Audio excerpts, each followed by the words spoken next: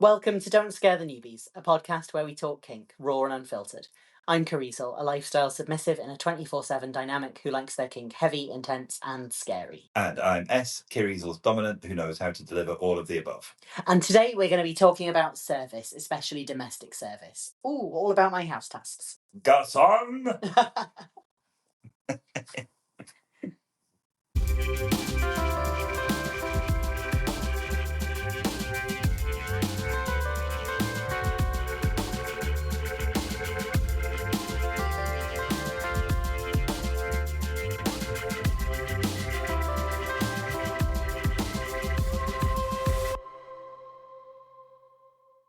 So yeah, service within kink. Quite a broad range of things I think could be included within service, but fundamentally it's those acts that one person will perform to be useful to or helpful to another, and that could be a whole range of things within a kink context. That could be kind of sexual service, which I particularly like.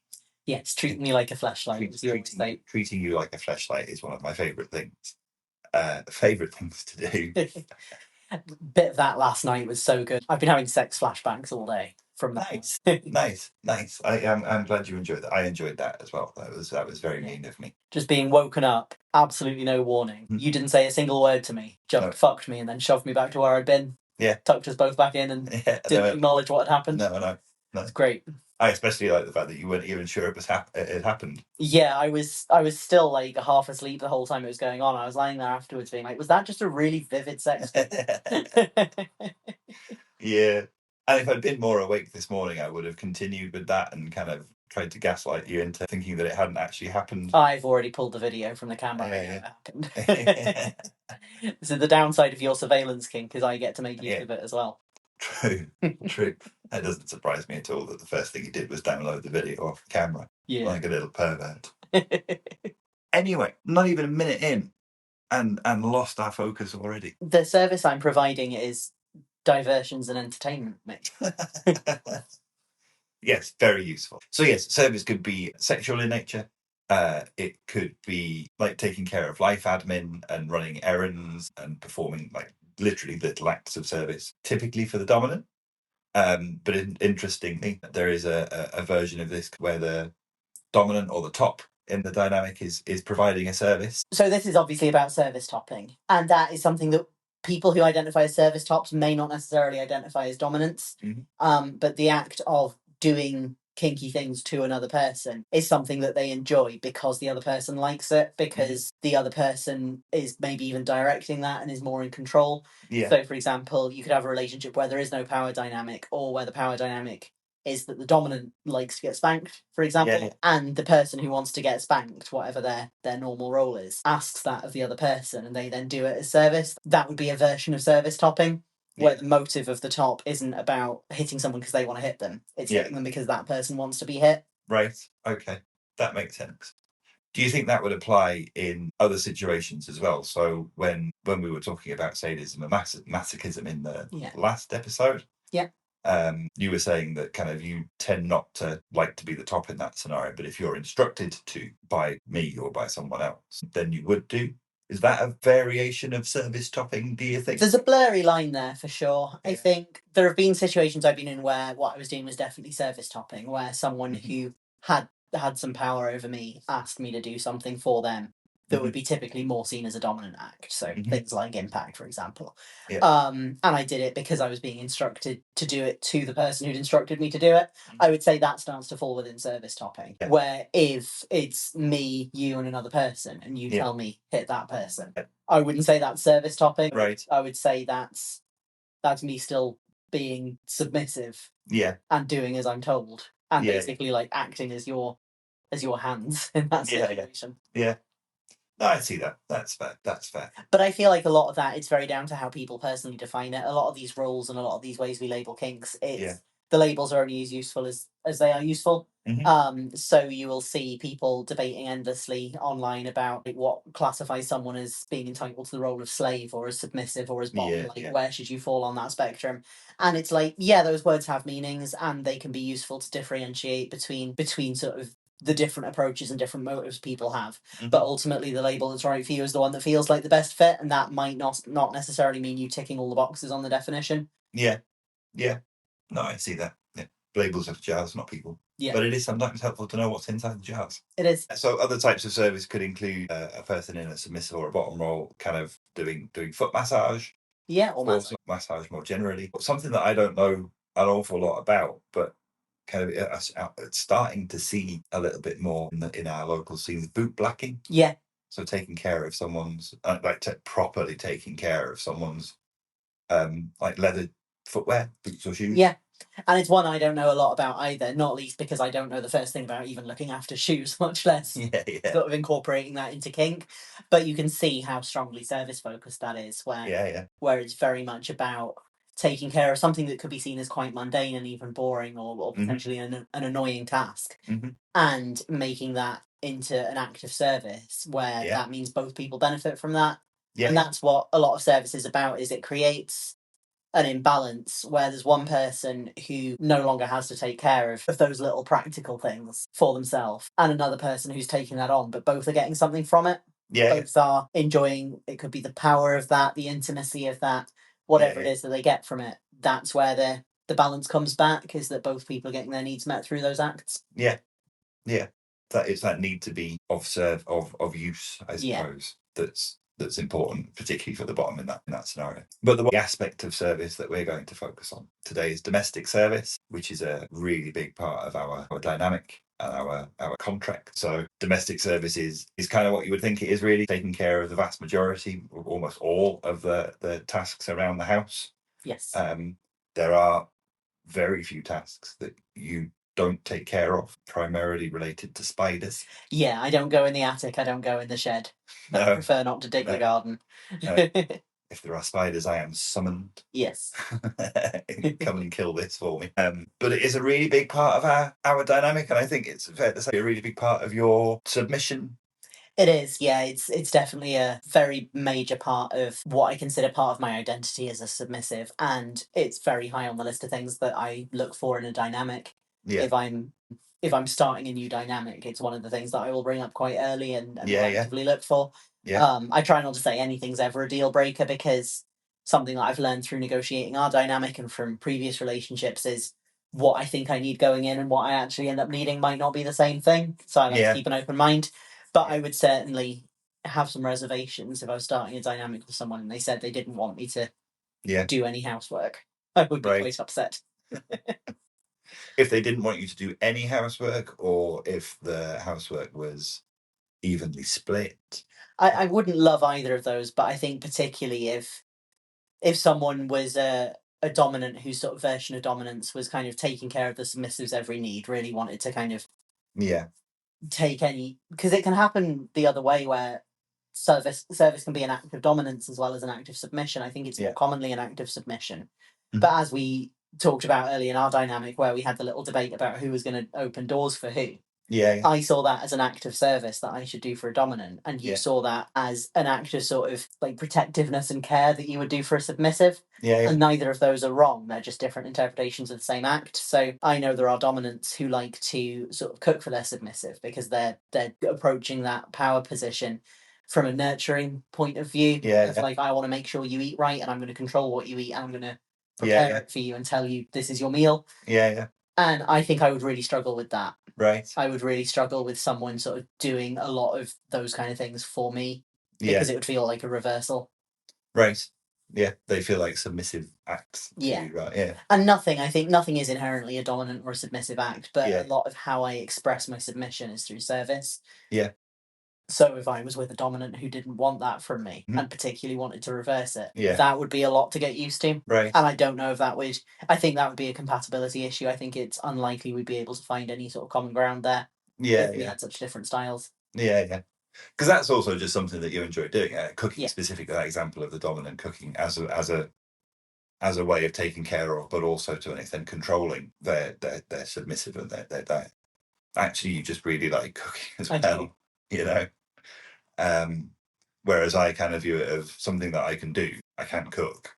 I would just prefer not to. You know, kind strangers and easy open packets are my preference, because I'm lazy. You know. As I discovered when I first started spending time here, and I opened your cupboard looking for herbs and spices. Yes. And was distraught at what I found. Yes. Yes. I feel like I should point out that you were perhaps looking in the cupboards of a person who wasn't having the best time. Yes. At that moment. That's fair. But it is also fair to say that they have never been. It's been a long time since the cupboards are as full as they are now. That is also true. But yeah, domestic service is I think, certainly from my perspective, has become a surprisingly big part of our dynamic and of our life. Yeah. And it's a version of kink. It's a part of kink which isn't necessarily play focused. Definitely. For me, and probably not for you either, to be fair.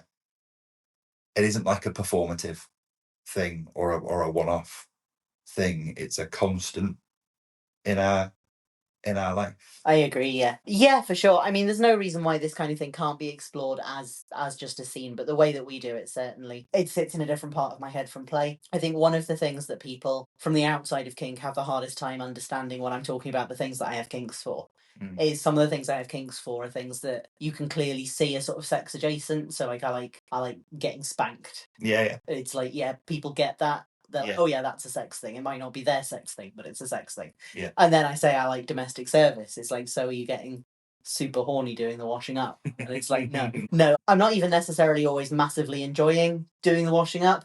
Yeah. It's feeding into a headspace and reminding me of my role and things like that. But not every part of the service that I do is sort of exciting or feels kinky.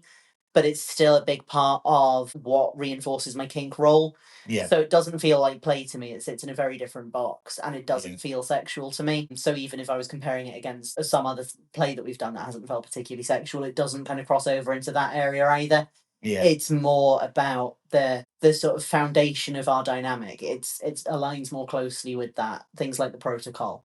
Yeah. Where every time I buzz around the house picking up bits of rubbish and mugs that have been left lying around, every time I do the washing up, the laundry, every time I cook dinner for us, all of those things, it's just that little reminder in my head of this is my place in this relationship. Yeah. And especially, sometimes when I'm doing that, you are doing those tasks that I can't handle, like the shed and the attic. But more often than not, when I'm doing a big amount of housework, you're spending a lot of that time sitting, playing games on your phone or doing some Lego or doing something else that you want to do. And that reminds both of us of who has the power, because you have the power to just sit there and have all of your needs met. And I have the job of meeting those needs, and that feels really good. So I would say it feels very intimate, even though it doesn't feel very sexual. But I think explaining kink to a non-kinky audience, which is something I spend a lot of my time attempting to do. Yeah. People think of kinks as like turn-ons and spice and the stuff that makes life sort of more exciting in that way. And sometimes kink is about being in a comfort zone with a very fixed role. Yeah. Meeting needs that are quite a lot deeper than that and more complicated. Yeah. I think it seems much more fundamental, doesn't it? It's a way of being rather than a thing that you're doing. Yeah. Sort of it operates on that level. Scratch is a very different part of your brain. We were joking about it before when I said, I take care of the spiders in the shed, but that is basically it, isn't it? I do spiders and I do the garden. Yeah. You do literally everything else around the house. Yep. All of the tasks that you could think of are your responsibility as part of our dynamic. And I guess a lot of people would think, crikey, how do you get any enjoyment from that, I suppose? But it is that kind of fundamental thing of, this is my role. I am here to be helpful and useful and of service to my partner and to my dominant. So it kind of itches your brain in the right way.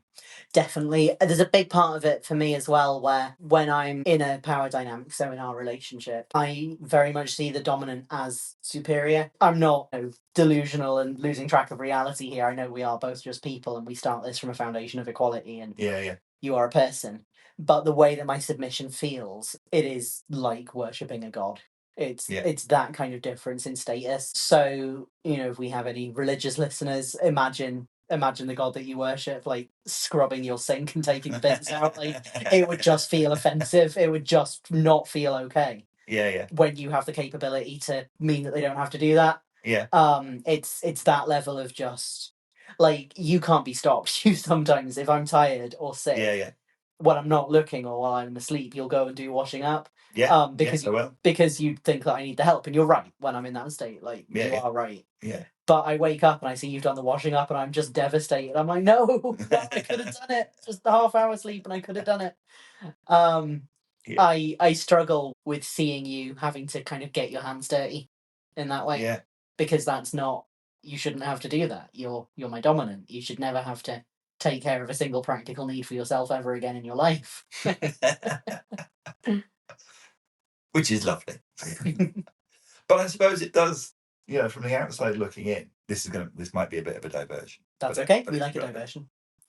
From the outside looking in, it looks a little bit patriarchal, doesn't it? It looks a little bit kind of tradwife type of. Now that I've grown my hair out and started wearing makeup, it does, yeah. Yeah. And I mean, not specifically for you and I suppose, but even before that, we were reinforcing some stereotypes about roles in relationships. There is one who does all of the stuff, and there is the other who doesn't. And I suppose it's come to the fore a little bit since you started the bimbofication. But yeah, that outside perception of it, I suppose, could be a little bit kind of wonky. Yeah.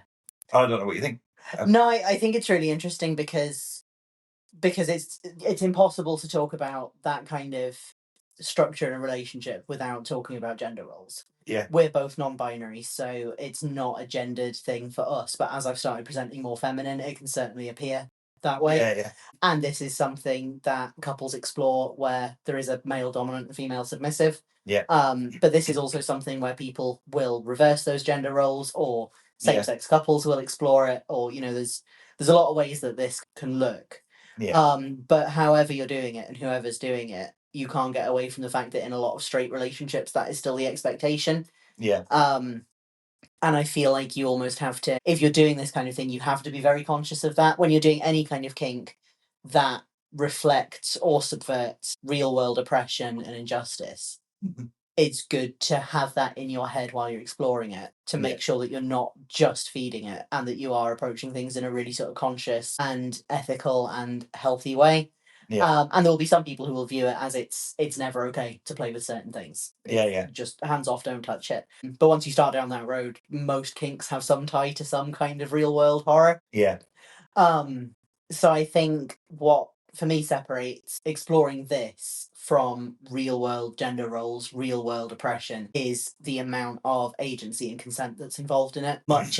So much as in this relationship, I look for ways to lose as much autonomy as possible. I wouldn't say I ever lose agency. Yeah. I'm very much an active participant in everything that's happening, giving you feedback, letting you know how I'm feeling about things. I give up decisions, not opinions.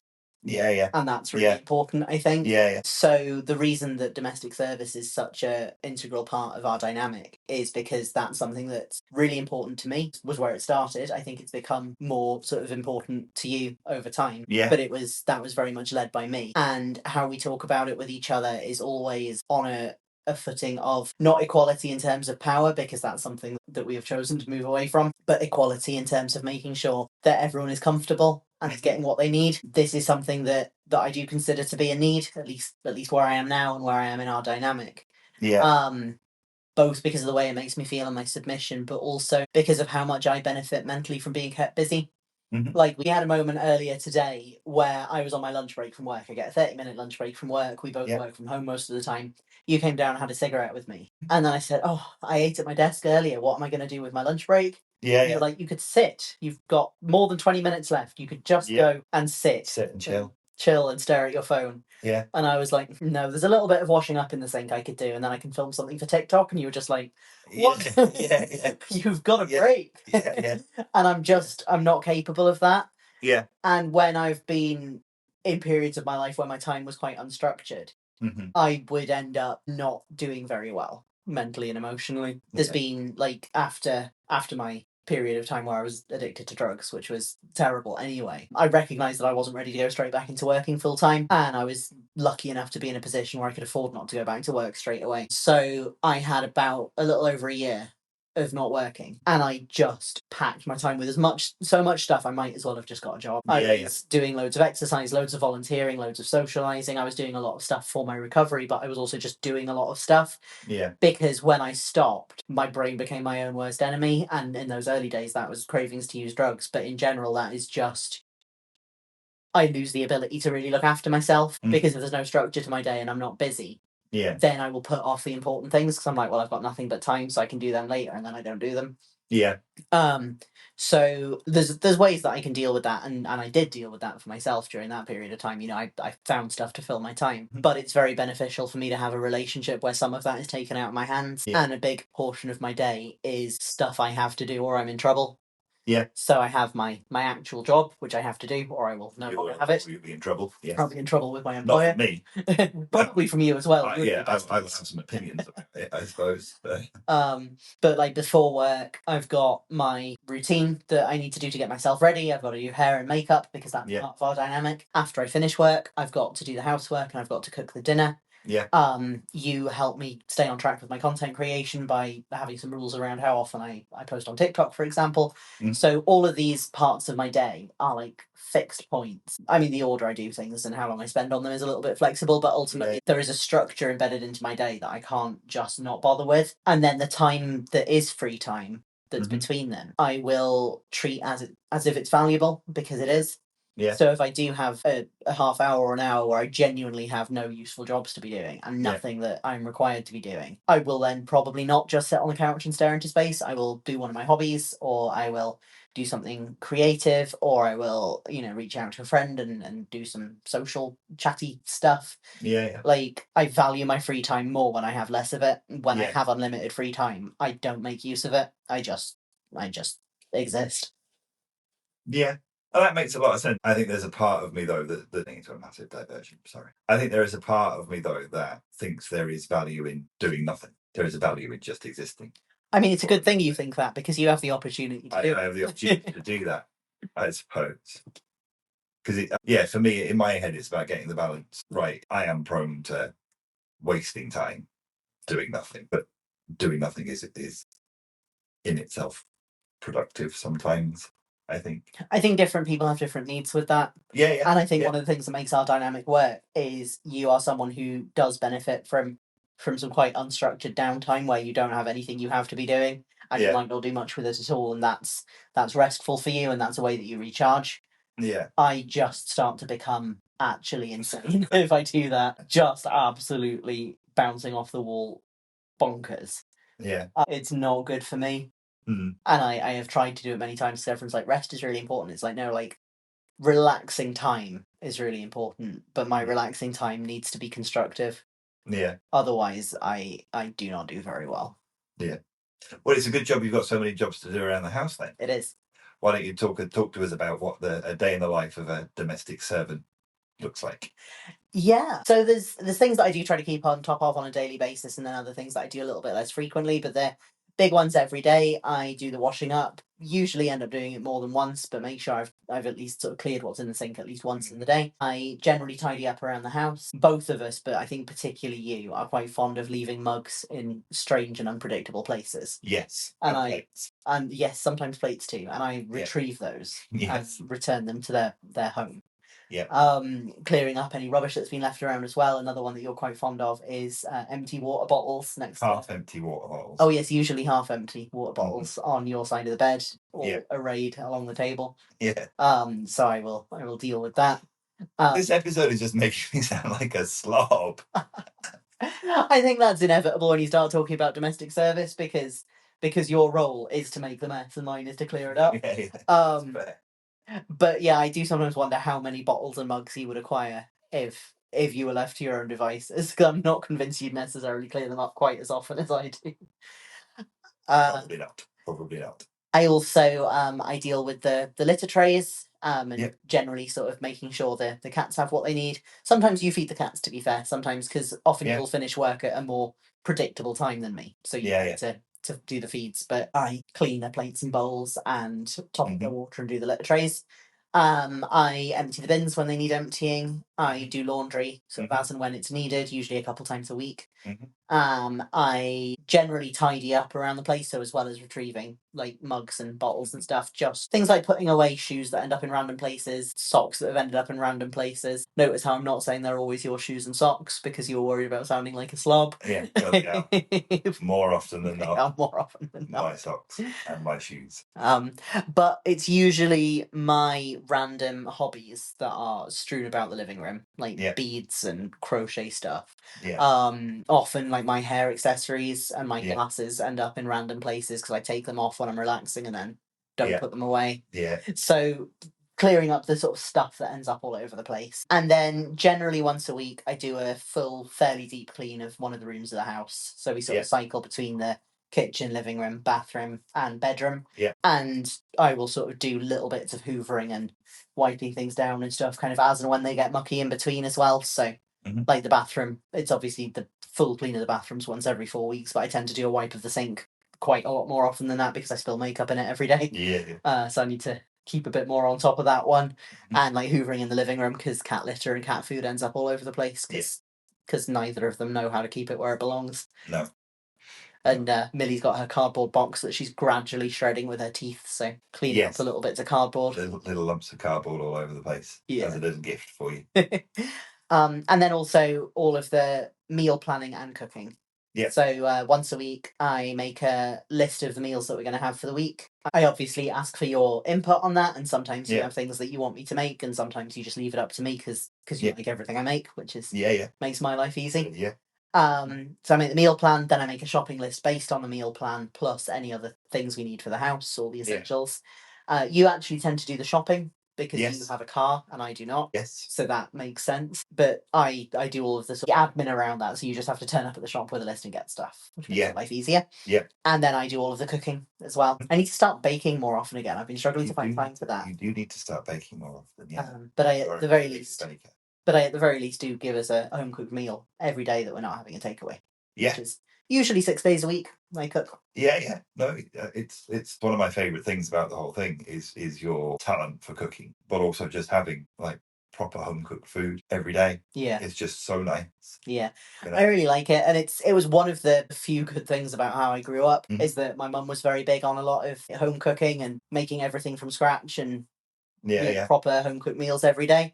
And when I moved out on my own, there was a lot of excitement and freedom in just eating junk food. Yeah. Because I hadn't been allowed that. Yeah. And so I had years of not eating a single vegetable or fruit, like probably close to a decade where I didn't eat any plants and was just eating kebabs and pizzas and stuff like that all the time. And I've now become middle-aged.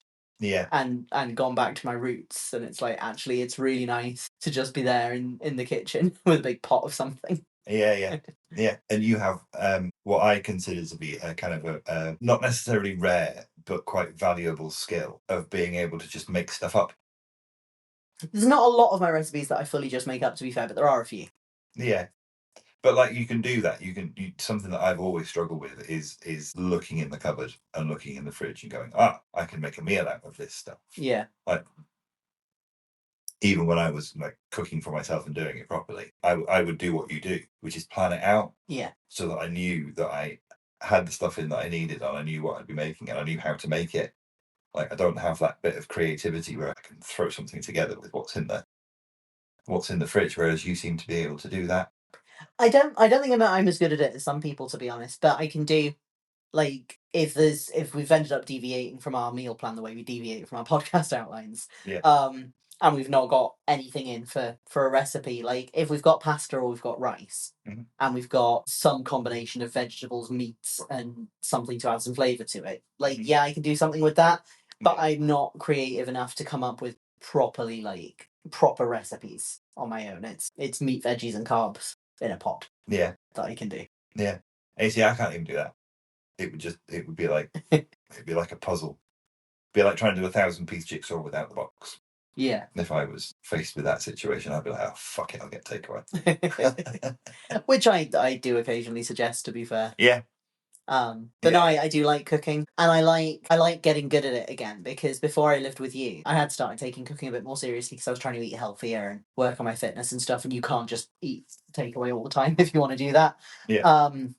but I had a very small kitchen with quite limited space, but also limited appliances. Like I had a little mini toaster oven, but not an actual proper working oven because it had broken and I couldn't afford to replace it. And then I've moved in with you, and the kitchen is double the size of my old kitchen, and all of the appliances work, and none of them set themselves on fire. Set themselves on fire, no. Which is incredible. I had one period of time where 3 different appliances in my kitchen all set themselves on fire when you switch them on. Yeah, that is not standard. No, I've come to realise this. That is not how it normally works. So I feel like I've become a much better cook now that I've got access to a really good kitchen and really good knives that you got me for my birthday, which is great. Yeah, they are very fancy knives. So that's helped me to really sort of lean into that and focus on that. I really enjoy it. Yeah, good. I'm pleased about that. And I think one of the things that makes me really happy is, other than not having to do all of the work, is that it does make you happy. Yeah. Like you're quite content going around doing all of the jobs around the house, which is just really nice to. It's nice to see. It's nice to not have to do the jobs myself. It's always going to be a bonus. But it's nice to see as well. It never feels like it's domestic drudgery. No, it's very rare that I actually sort of wish I didn't have to do it. Yeah. There's days when it's more fun than others, and days when it makes me feel really, really like in a submissive headspace and connected to my role. I'm having a really good time. And there's other days where it's like, this just needs to get done. But it never feels like a massive chore. Yeah. It always feels like I feel good doing it. It feels like I clean my brain out at the same time as doing it. And I think even if I was vanilla, I'd probably be someone who kind of finds housework a little bit therapeutic. Yeah. I'm one of these people where like cleaning out a drawer or something will make me feel better in myself, which I feel like is an obnoxious trait that no one else likes. But I have it. So that's probably why it's sort of ended up with that kink being so strong in me. Is because it links to stuff that I would kind of want to do anyway. Yeah. Like if we had a completely vanilla relationship, I might not be super impressed with you sitting on the couch and leaving bottles in random places around the house. Yeah, yeah. But I also wouldn't necessarily have an expectation that you would do 50% of it. Yeah. I would probably end up doing a little bit more than my fair share because it makes me happy. Yeah. You might point it out, or you might ask or expect me to take part a little bit more. Yeah, like if we didn't have a power dynamic, I think if you didn't do any housework, I would have some thoughts on that. Yeah, and that would be reasonable. Because it is a trade-off, so I put all this energy into the practical things that I do for you, but what that is returned in is the guidance and leadership you give me as a dominant, and the things you do to me that fulfill me in our sex life, but also just in like my headspace with like this. I always say like power exchange is also, it's like an energy exchange. Yeah. We both have to be giving 100% of ourselves for this to work. And part of the energy I'm giving is it's channeled into those practical things. But that doesn't mean that that's like a freebie that you get and you don't have to give anything back. It's just what you give back is something different. Yeah. Yeah. No, yeah, I get that. And I think that's probably something that I struggled with a little bit at the start. Yeah. When we were talking about the kind of the foundations of our dynamic, and obviously talking about domestic service and how important that is to you. That was a new experience for me. Yeah. I'd not been in a dynamic where that was a feature, and when I've been in non-kinky relationships in the past, it probably was a little bit imbalanced in my favor, if you like. Kind of, I did slightly less, but there was still a very clear expectation on both sides that domestic stuff was a joint task. So when you kind of came along and said, "No, I'll do all of that. It's fine. Yeah, don't worry about it."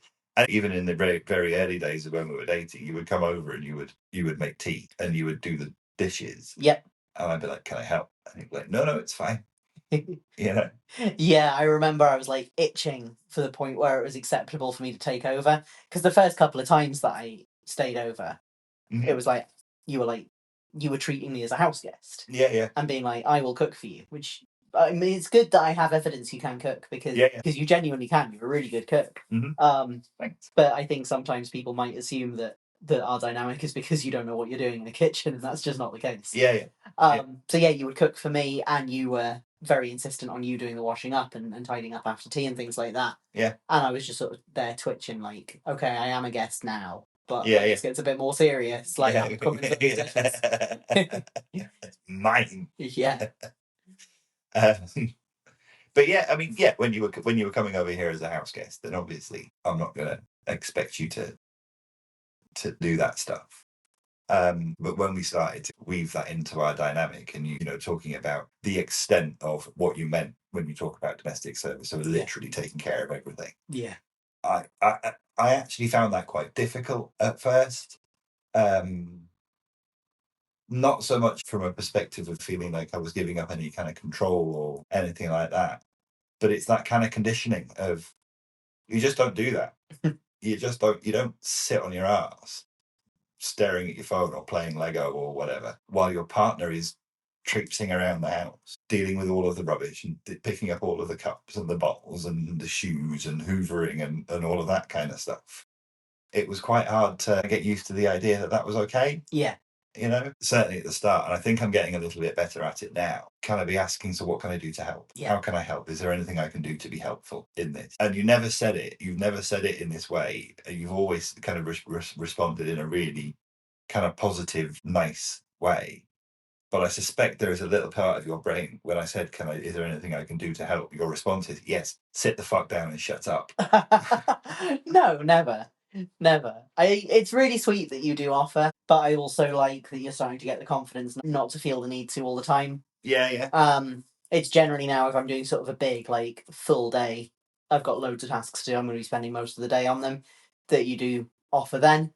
Yeah. And occasionally I do have something where I'm like, actually, yes, I need something from the attic, I need something from the shed, it's full of spiders, I can't go in there, please help. Yeah. But more often than not, it is stuff that I'm more than happy to do all of. Mm-hmm. But I like that it's very clear that you don't sort of see this as like an entitlement or like you're not just taking advantage and things like that. I think that reluctance that you had and that fact that you still do offer to help at times sort of shows that. It shows that you're not treating this as something that you just get by being a dom. Like, you call yourself a dom and now you get someone to do all your housework. Yeah. It's like every part of our dynamic. It's something that we contribute towards each other's needs. And this is something that meets both of our needs. And it's good for both of us. So that's why we do it. It doesn't ever annoy me as such, but whenever I talk about domestic service, like on TikTok and things like that, I'll get comments from people being like, oh, where do I get one of those? And it's like, you get that by being a really fucking good dominant and working really fucking hard and taking on a massive amount of responsibility for another person and just happening to meet someone who has a major kink for service. Like, it's not a free thing. It's something that you have to work to attain. It's a slightly more subtle version of kind of somebody comments me next on people's pictures, isn't it? Or on people's writing and stuff like that. You're like, no, you're not really getting it, are you, son? I mean, don't get me wrong. There is a really visceral benefit that I enjoy to this, which is I don't have to do the housework. Because I hate it. You know, with the exception of this relationship, obviously I've always pulled my weight. And I've always insisted on pulling my weight as well, because that's just how that works when you're not in a power exchange dynamic. So not having to do that is amazing, because I despise it. It's the worst way to spend time, I think, doing housework. So I would never do, like when I was living on my own, and even when I was living with previous partners as well, I would never do what you do, which is kind of tidy as you go and pick things up as you go. I would be like, I will leave it for a week or 2 weeks, and then I will spend a day blitzing the house, and then it'll be done. That's probably why you hate housework, though, because it's not fun doing it that way. No, it's an entire day. I tend to spend sort of a half day once a week kind of doing the big jobs. But tidying up as you go means that the big jobs are never that big. So that's probably what you're doing wrong. If only I'd known. So that took a little bit of getting used to for me. And something you said to me the other day, actually, about even the way that I talk to you about it now has kind of changed over time. So, like, at first, I think, if I'm being honest, when we first started doing it, if I noticed things that needed to be done around the house, I just wouldn't say anything, because it didn't bother me enough. It wasn't like it was bothering me. It didn't have a negative impact on me or anything like that. I was like, oh, Trace probably need doing. They'll get it done when they see it, sort of thing. And then that kind of developed into asking you, would you mind doing the litter trays? Kind of so the approach was one of posing it as a question. Yeah. Where the subtext was, it's an instruction. Yeah. Yeah. That sort of good management skills. You know? But actually that's then developed into feeling able to say, I need you to do this today. Yeah. And not doing it in a confrontation or a kind of angry or domly dom kind of way. It's just issuing an instruction. Which I really like. It took me aback the first couple of times you did it because I was so used to you being in that sort of very, very nice and gentle, please would you do that? Are you okay to do that sort of mode? When you did first switch to saying that needs to be done today, yeah. I thought like, oh no, they must have already asked me to do that 2 or 3 times and I've forgotten. And now I'm in trouble and they're really mad. And then I realised, no, you were just getting more confident with it and more assertive and expressing your dominance more, which I really like. Once I tweaked on what was happening. You got over the panic. Yeah. Oh my God, I'm in trouble. Yeah. But I love that. Because that's the way that you have been with like sexual service, for example, since the beginning, really. Mm-hmm. Once we'd sort of got over the initial misunderstanding where I was like, do you want to have free use in the dynamic? And he was like, oh, you mean like you'll put a magnet on the fridge when you're up for it? And I was like, no, free use. Free use all the time. Free use. Once we sort of got past that and you got your head around the fact that you really could just grab me whenever you wanted to, you've been really assertive in those areas. But when it came to the housework, I could see you sort of getting your head around like, am I allowed? Is this okay? Yeah. And I still do sometimes, I think. Particularly during the summer when the weather is nice outside and you're doing your half day of house tasks, I will often think, okay, there must be something I can do in the garden. You know, a little bit of outside work, not to get out of your way, to get out from under your feet or anything, but just to kind of feel productive a little bit, to like cutting the grass or sort of weeding the little bamboos we've got outside and stuff like that. So that's part of how I kind of reckon with it, I suppose, because it isn't 100% on you. There are things that I do around the house either because I like doing them or because you don't want to have to encounter the insects while we're doing them.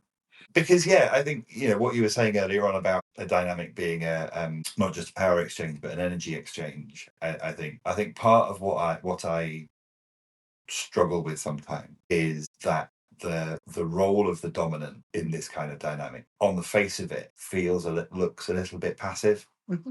Like there aren't the same visible signs of energy and effort that you display through the way that you provide service and the things that you do as part of IDAM. I don't think those things are quite as visible on my side of the slash, so it feels sometimes like it's a little bit passive in a weird way.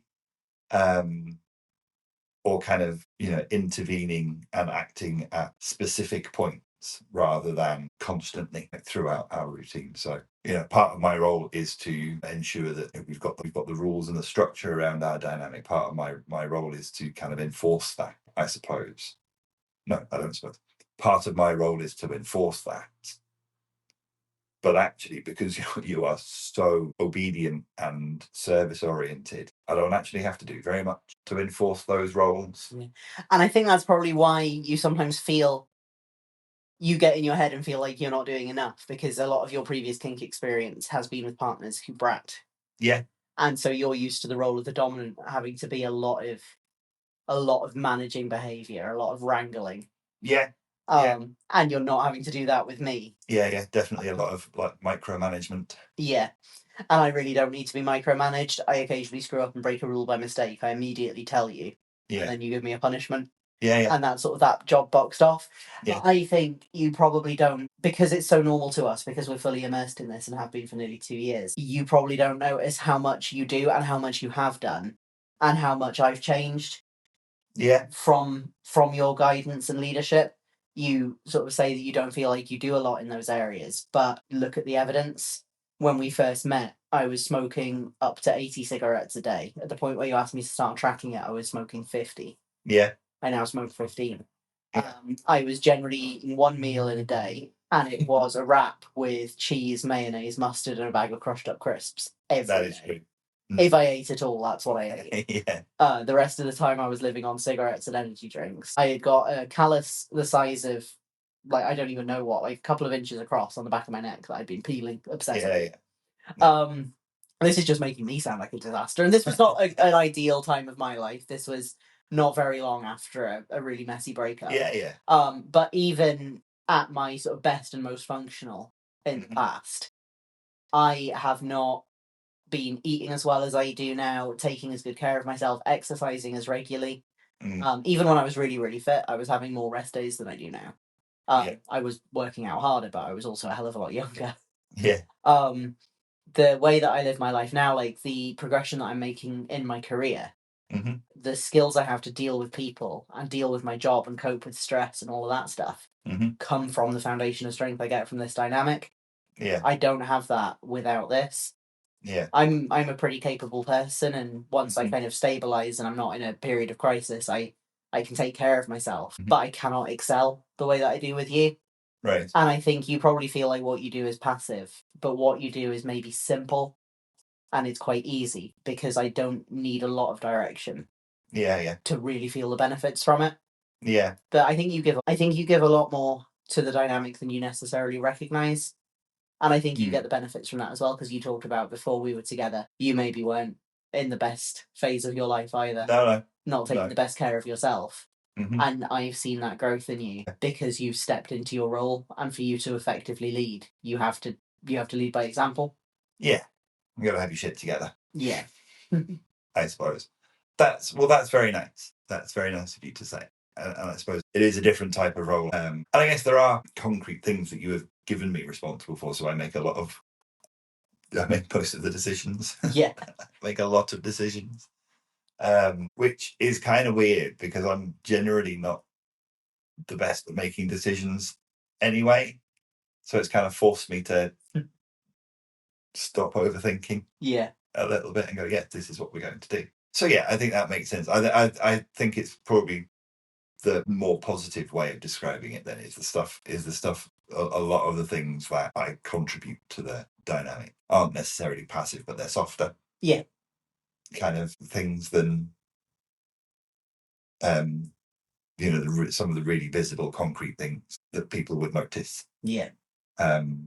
You doing, and that's not just in domestic service. It's like in your entire appearance is at my discretion. Yeah. Sort of thing. But you're the one putting all the effort into it. Yeah. And I think probably why your perception is that you maybe have the easier role is because that decision making and responsibility and leadership stuff comes naturally to you and feels easy. What you need to remember is doing all the housework, doing all this stuff to my appearance, being available to be of service 24/7 to you.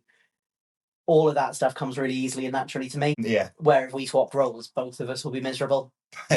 Like, I don't know who would come off worse in that. Like, if I had the amount of responsibility and decision making that you have. Yeah. Because it is even just little things like, where should we go to eat? Yeah. I don't want to make that decision. I do not want to contribute to that decision. You decide. Yeah. If we swapped and I had to make every little decision that is made for both of us for even a day, I would be starting to crack up. The responsibility that you take on, like having a submissive, and particularly a submissive in the kind of dynamic we have, you are responsible for their well-being. And in any kind of relationship, I think you have a certain amount of responsibility to help support each other's well-being and look after each other and hold each other accountable if the other person isn't taking care of themselves and things like that. But you really take that on in a much more material way with me. Yeah. Including, a lot of the things that we do for fun are things that carry quite a high level of risk. Yeah. And we're both responsible for understanding those risks and figuring out ways to mitigate them. But ultimately, it's you are the one who is hitting me with stuff. If something goes wrong, that's your responsibility. That's terrifying. So when you're looking at me and going, God, I couldn't do that role, remember I'm doing the same looking at you. Yeah. That's fair.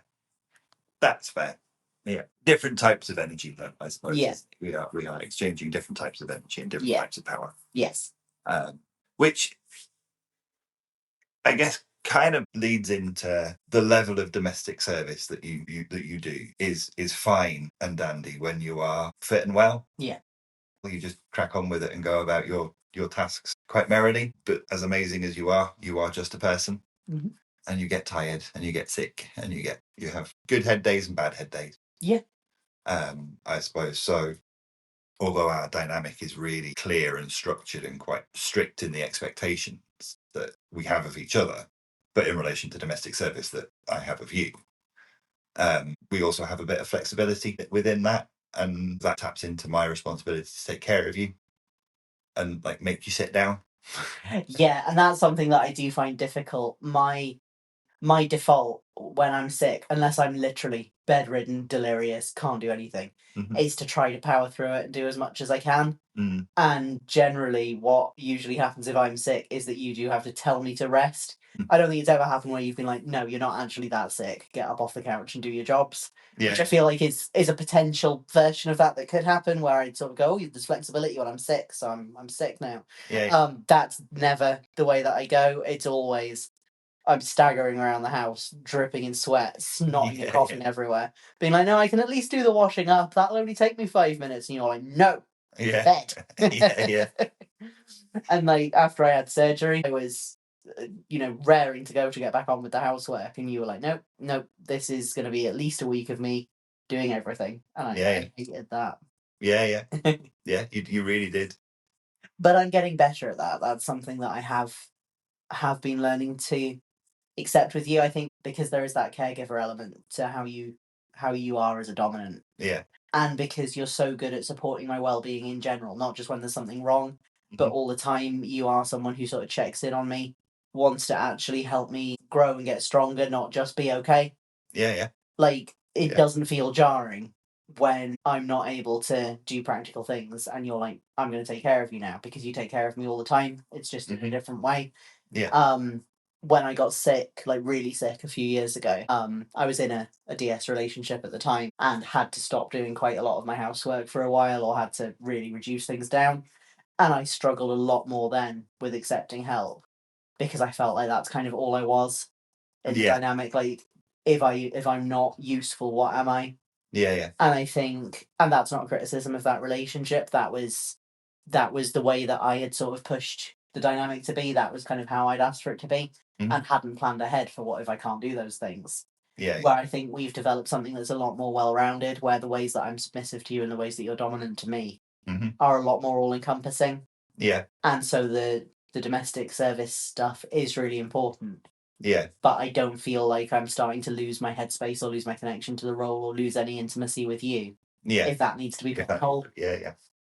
And that's always there's always that kind of balancing act as well of, if you're a little bit poorly, I don't think I'd ever, and I don't think I would ever kind of say, get off your lazy ass and do the housework kind of thing. I don't think I would ever say that. But there have been times where I've kind of offered you the out. Yeah.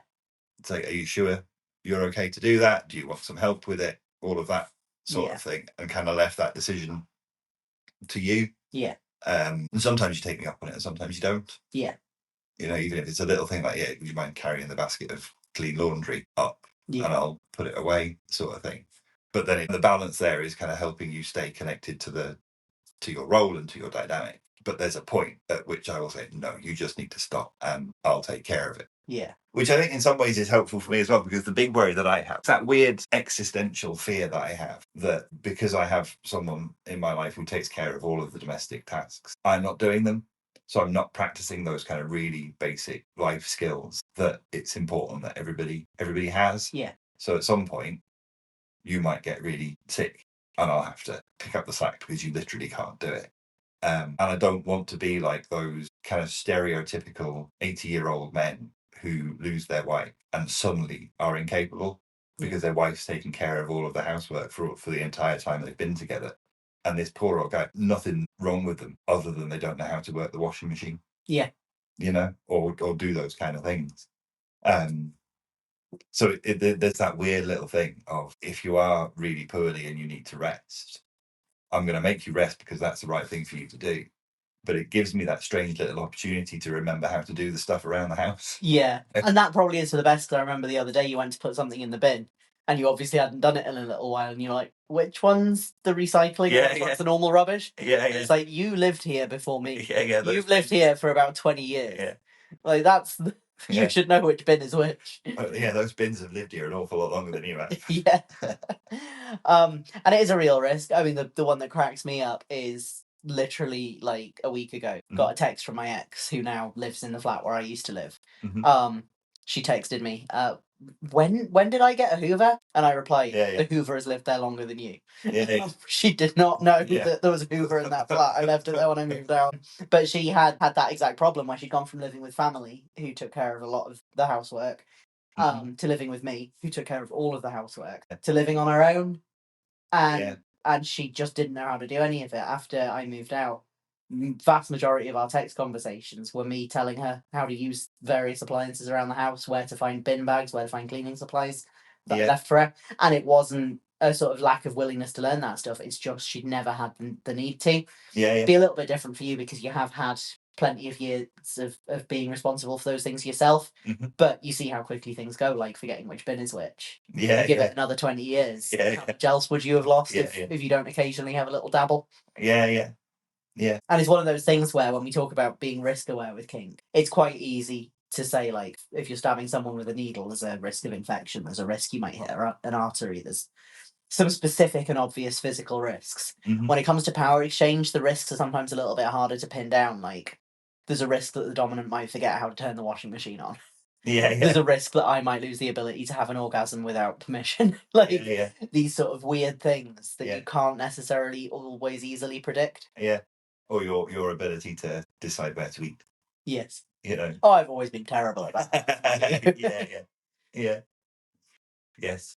As the first little bit of torture, wasn't it? I made you decide where we were going for our first date. Absolute hell. Yeah, it was a proper power move, but it was awful. I crowdsourced that decision. Like, I was texting with a friend who doesn't even live around here at the time, had never even visited Newcastle, and she was Googling restaurants for me. I was that incapable. That is not just me as a sub, that is me as a human being. So much pressure, especially for a first date. Because you'd asked me on the date, I thought it was quite likely you would offer to pay. It wasn't like an expectation, but I thought that was probably quite likely. So it's like, you'd then given me the responsibility of picking the place. And it's like, if I pick somewhere really expensive, that's like taking the piss. I'm like, buying me this really expensive meal. But if I pick somewhere too cheap, I'm going to look like I have no class and no taste. Like, oh yeah, let's go to McDonald's. Like, you're not going to be like, oh, that's nice, they've saved me some money. You're going to be like, what the fuck is wrong with this? So I had to find somewhere that was reasonably in the middle. And I just, like, I haven't been to many of those places, or many of the really expensive places, but it's at least easy to find out. Like, you just Google what is the best restaurant in Newcastle. I could have done that. Finding somewhere in the middle is a lot harder. And being honest, that was part of the reason why it was part power move. You know, just to fuck with you a little bit, because it's fun to do that. But I kind of had it the other way as well.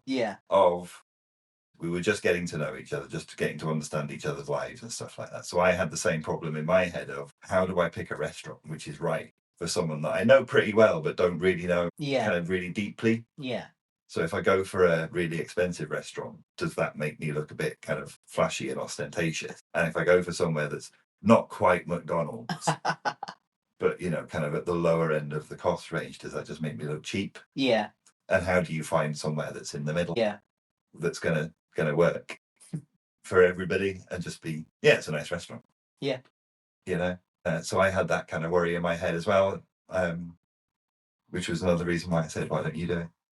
On the premise, I think, that, well, you live in Newcastle, so you will know better than I do.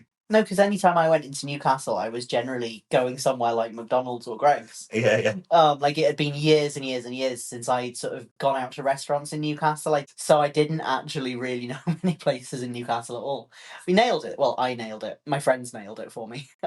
With Pinocchio. It was nailed. It was nailed. Yes. No, you did. It's a great little place. Yeah. They're really nice. You made good choices. Yes. And we went there for our anniversary as well. So if anyone's wanting to be really dedicated to stalking us, if you can figure out when our anniversary is, you can reasonably predict we'll be at Pinocchio's in the evening of that day. Well, that would require some Swifty level. I was gonna say, yeah, like I think we're a long way off having people listening to us who are as dedicated as the Swifties. Yeah. Who took all of 24 hours to figure out the exact date and location of the proposal. Yes, that is quite impressive. And the time as well. They got the time from zooming in on the watch. True. Madness. Anyway, we were talking 20 minutes ago about domestic service.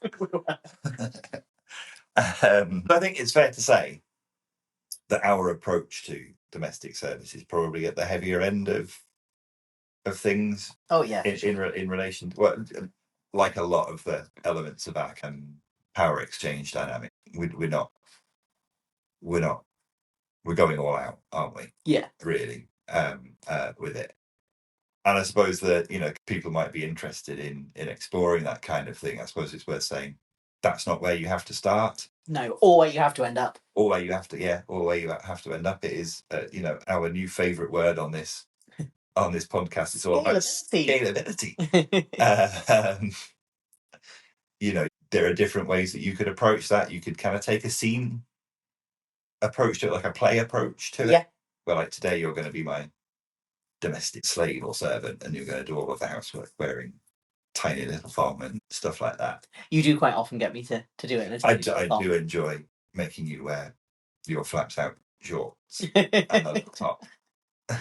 Yeah. That is another benefit of being able to sit on the couch and watch you do it all. But yeah, definitely there's a lot of ways that can be turned into just a scene with doing it, being a particular task or a limited time thing, or things like what we've done, like when we did it's not so much domestic service, but when I did your nails, where I was naked, kneeling, chained to the coffee table and painting your nails for you.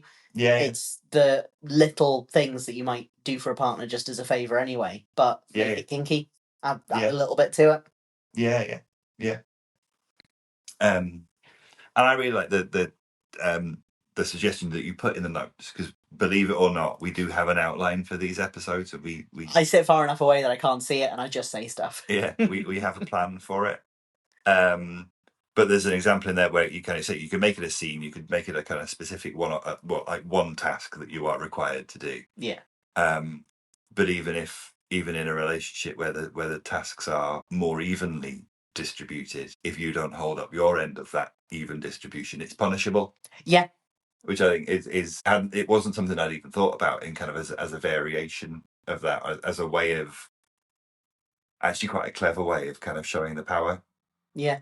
In there, it's like, I'll do my end, and if I don't, it's fine. But if you don't do your end, you get punished for it. Yeah, exactly. I think if people don't have the time, don't have the physical capability, or just don't want to take on all of the housework, have it in a more sort of conventional 50-50 split. But there's still an imbalance in the power, because exactly as you said, if that was our arrangement and you didn't do your half of the housework, the consequence is either the house is half messy or I end up doing it. Yeah. But if I didn't do mine, then it could be punishable, or it could have consequences in some other way, like a lack of reward in a reward-based dynamic. There's a lot of ways that can be adaptable. Yeah.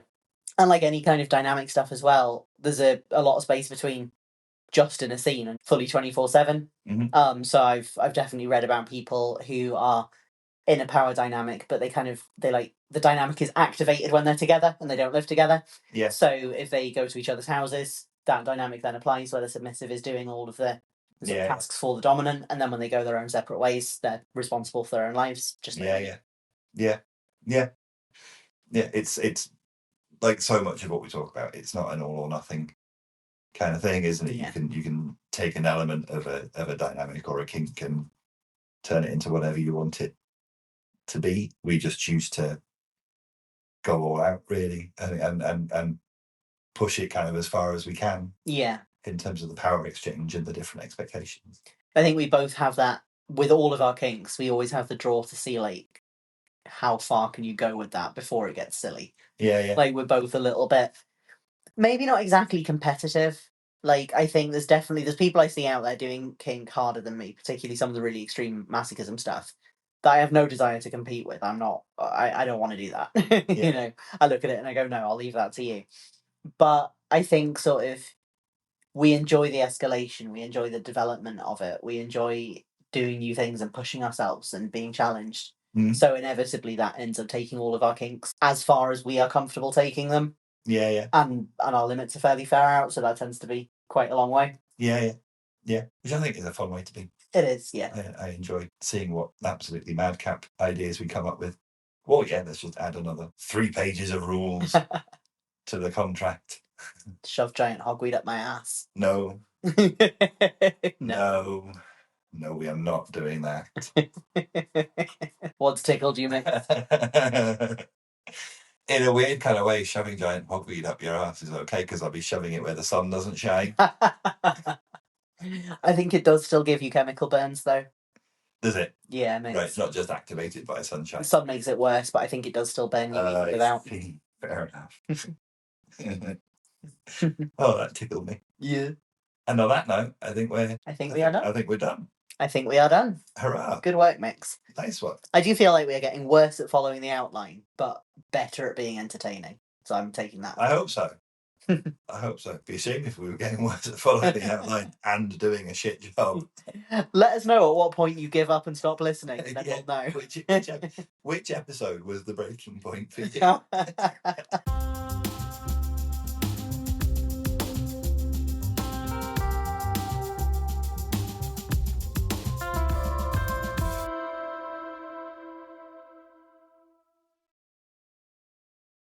Thanks for listening to this week's episode of Don't Scare the Newbies. You can support us on Patreon for bonus content and head to kirizal.com for my blog and links to everywhere else that you can follow me. See you next time.